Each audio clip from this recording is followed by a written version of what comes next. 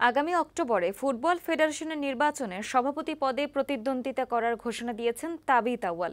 বিকেলে রাজধানীর একটি হোটেলে সংবাদ সম্মেলন করে তাবিথ আউয়াল নির্বাচন করার আনুষ্ঠানিকভাবে জানান।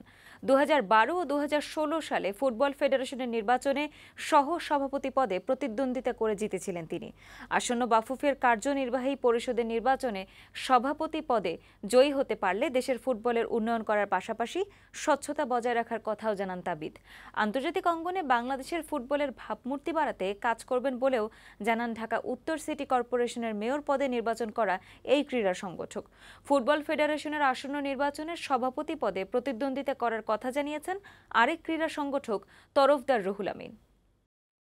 আমি সিন্স বিগত 3টে ইলেকশনে আমি জয়েন করেছিলাম। আমি এই চতুর্থবারের জন্য আমি বাংলাদেশ ফুটবল ফেডারেশন ইলেকশনে আমি ইন্টারেস্টেড পার্টি না, আমি অবশ্যই ইলেকশনে লড়ব।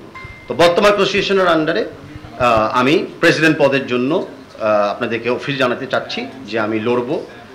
আমার ইন্টেনশন হলো প্রেসিডেন্ট পদে ইলেকশন করা, অ্যান্ড আমি আশাবাদী যে প্রেসিডেন্ট হিসেবে লড়লে আমি জিতব।